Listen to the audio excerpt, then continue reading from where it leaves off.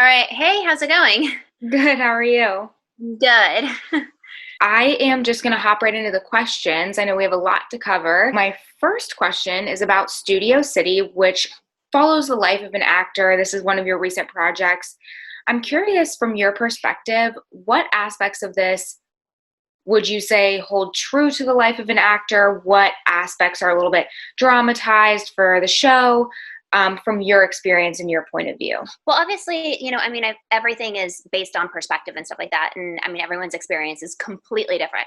So, this follows Sam Stevens on here, and I feel like, and there's so many different. We have so many different storylines which have begun in this season one, which is really cool. And this has to deal with the life of an aging actor who is like trying to keep his spot, his position. And what I find very, in my place is there's always, for me, that place of like always trying to like keep up and always trying to like find my place and find my way. And I feel like that's that insecurity of as an actor, just always trying to hold your position. And, whether you're the upcoming person or the person in your place or the person trying to hold it and you're like kind of on the down, trying to fight the person who's coming in, I feel like that's a very relevant thing in the industry. And I would think of like almost any industry, but especially in film and television, because there's no like seniority. What I found though is the better of a true actor rather than a relevant actor, you can always remain relevant. Because if you're just a good actor, you're going to always be hired rather than the one who's like the Instagrammer or something like that. Because then you always just have to be relevant rather than good. That's funny. One of my friends and I were just having a conversation about this because we were talking about Leonardo DiCaprio, who has such range as an actor. He's able to play so many roles and he doesn't have to be typecast.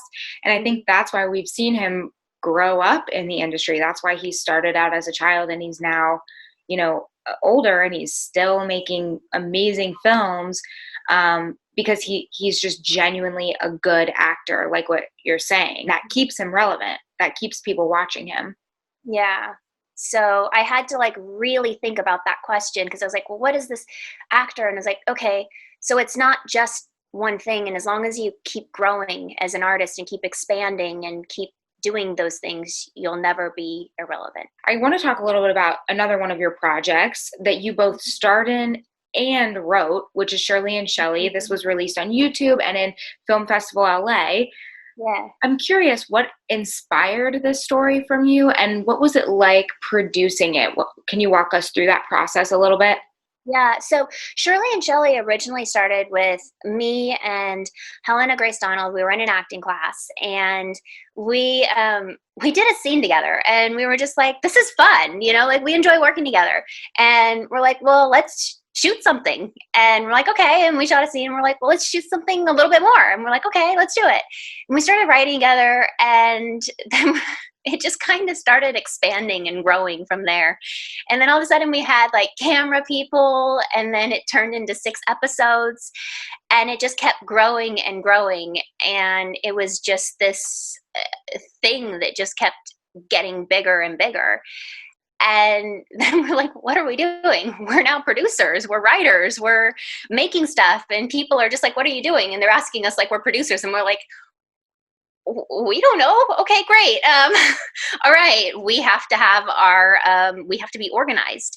So it really started as kind of a backwards process because it didn't come with the intention of we're creating a project, we're doing this.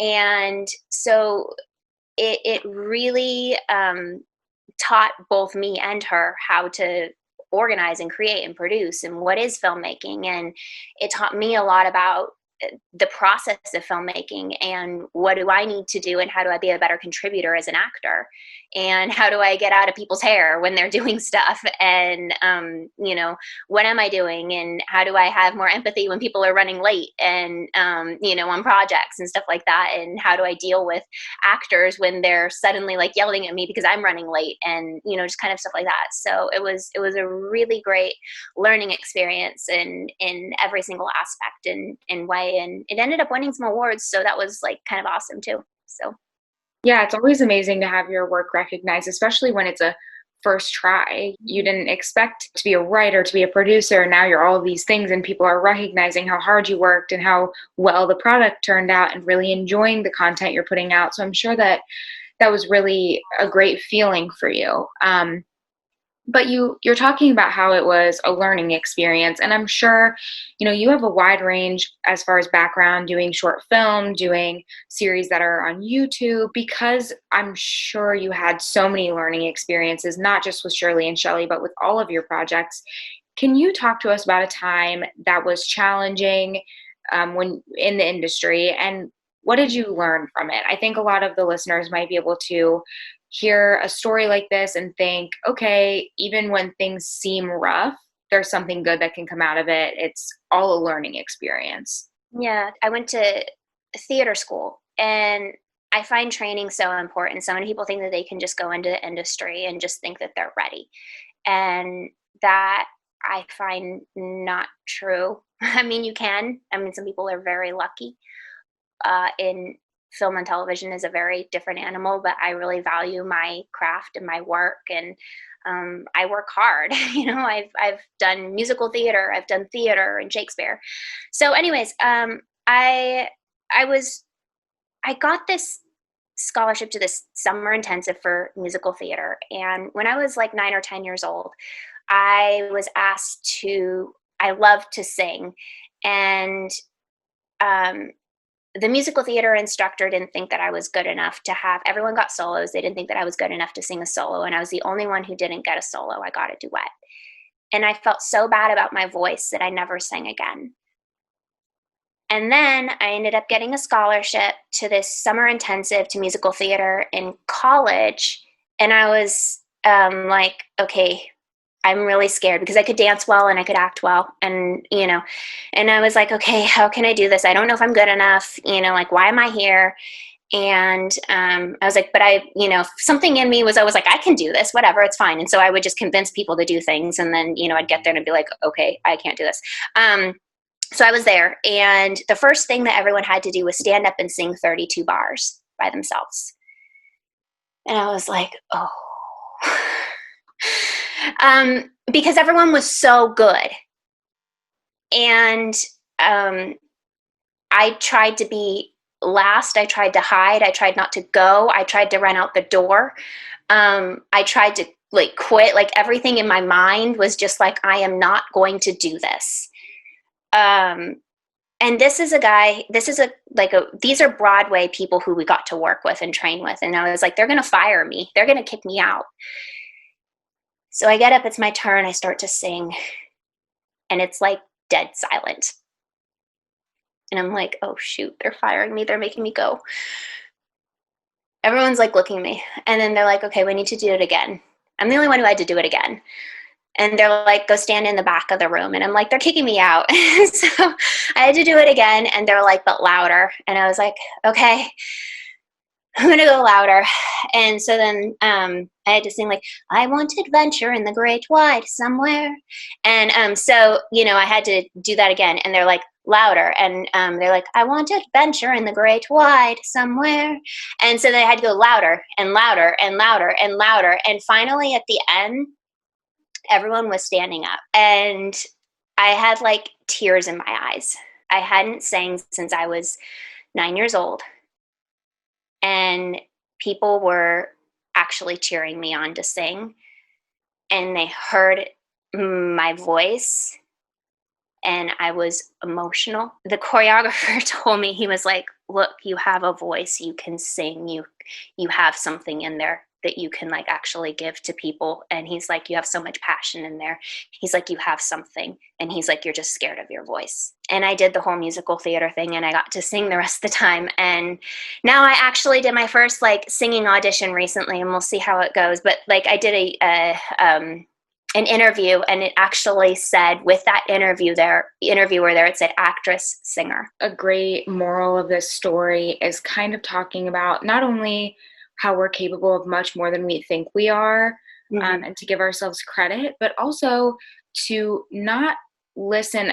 And with this industry, especially because you get so much negativity, to not take into account what one person says about you. With this first guy, why was he able to dictate something that you loved, you know? And I think that this is something a lot of people go through. Even with acting, you know, maybe they go for a casting and the director says, you're just not that good. And then they're discouraged and they don't want to try again. You have to have thick skin. That's something that we've talked about a lot on my podcast. You have to be able to handle, you know, people kind of giving you negative feedback, because they will. Because when it comes to acting, when it comes to singing, when it comes to dancing, it's actually a personal preference. You know, who's really to say who's good or bad? And talking about in the first question, when you said it's less about being relevant, but being good. And I think being good comes from being passionate. You really have to love it. And if singing is something that you love, which it clearly is, because you're so happy to be called a singer and to do auditions that involve singing, I think that just with that alone, regardless if you get it or not, regardless of what the casting director says, you should take that with you and be proud of the work that you put into it. Yeah. What I find that I want to tell with everyone is you can't, just like you said, you have to allow your heart to keep open and remain vulnerable no matter what people say. And it's also, it's having your voice or whatever you say, it's a tool. You have to keep that open and keep growing no matter what. And like, people don't always know, like that eye is not always a qualified eye. And they don't, like, people's truth, that's their truth. It's not the whole world's truth or anyone else's truth. There's just like beauty wherever. I don't know. I want to talk about your short a little bit. And I think a theme that can be taken out of your short Lifeless is about finding that beauty, finding that purpose in life and in different things that you do, different adventures that you take. So in this short, the main character is highly involved in social media, becomes depressed, and then kind of faces this internal battle of whether or not to help someone else, right? Finding that beauty in helping another person, even when she is struggling herself with things going on internally. How much would you say social media plays into this idea of depression or hearing other people's negativity and driving it to us taking it in and really believing things about ourselves that we're hearing on the internet? Yeah, I believe that. Social media is so tough. And at first I thought that social media was so good and it's the greatest thing because you can connect to your friends and your family and everyone else. And I mean, it's at the same time you find yourself just swiping and swiping and swiping and comparing, and all of a sudden you're comparing yourself to so-and-so or someone else's life, or they had this meal and they're at this dinner, or they're doing something else. And I find that so hard and challenging. And yet then we have these podcasts where we're trying to lift up people and help people and elevate people. It's this back and forth thing of, what is social media? How do we, control it? And, it's supposed to be the great connector, and it is the great connector, but yet it's taking on a whole different life force at the same time. So it's driving me nuts. We have to be conscious of what we're putting out, not only for protection and things like that you hear preached to you all the time, but also for what others are taking in. A big part of why I started this podcast was for that exact reason. Why I started these IGTVs was for that exact reason, right? It's like a lot of times we're on social media and we find ourselves comparing ourselves to others. But why not produce content where others can come and learn, right? They can learn from other people's experiences and hear like you saying that you had times that you were knocked down, because I think people create this false reality on social platforms that their life is perfect and nothing bad ever happens. So why not share stories of times that things did happen and we learned from them, so that when others, like viewers and listeners, get into similar situations, they know, one, I'm not alone. My life is just as good or as bad as anybody else's. And two, oh, I remember hearing this or seeing this on a podcast, and I know that it's going to be okay in the end. I know it's going to be a learning experience. How can I navigate this? Well, you definitely have to. The only way to succeed, and this is what I learned, is, there's, especially in sports, like all those things, like you have to fall, you have to fail. If you don't fail, and if you don't fail hard, and it sucks when you fail, you can't fly. And it's those worst moments when you can either run away, and sometimes you have to go home and like cry on your bed and call your like mom or dad or best friend, or talk to your cat, or like whatever it is, for a few days, console yourself and eat ice cream, but then like get yourself back up and go again. Either reevaluate and see, is this what I want to be doing, or is this what truly makes me happy? Because that's ultimately what matters. Is this what I want to be doing? Do I want to quit, or do I want to keep going? Like whatever that is. We have talked about so many different things you're involved in shows, in YouTube shows, in, short films, singing, dancing, acting, producing, writing, a bunch of things. So tell us what's next for you. What projects do you have coming up that you can talk about? So I have some actual like feature film movies coming up, so I'm really excited. I have some other stuff that I cannot say, but the stuff that I can say is I do have two feature films coming up. One is called Inside the Butterfly, and so that's a feature film being filmed in 2021. Near the beginning of that, pending, COVID. Everything goes well with that, I'll be flying to Florida, I think, for that to happen. So I'm really excited about that. And then afterwards is another feature called All Sides of Kara, which I will be starring in, and I'm really excited about that. Oh my gosh, congratulations. That's so exciting. I like to end with a fun question. I know that acting is obviously a talent that you have that's very useful, but can you talk to us about a talent you have that is not so useful? I have quite a few unuseful talents. I'm a plethora of those. Let's see here. I have a double jointed finger. It just, I don't know. Yeah, the double joints, they freak me out a little bit. Yeah. I'm not gonna lie. It does nothing for me. They don't look the way they're supposed to. People's bodies should not move like that. And I can say the alphabet backwards. So yeah. Well, that's good if you're ever in a tough situation. Yeah, I don't know why, but anyways, I had to learn that in school. So I always end with my guests just bringing some positive news to share. Do you have anything positive you'd like to share?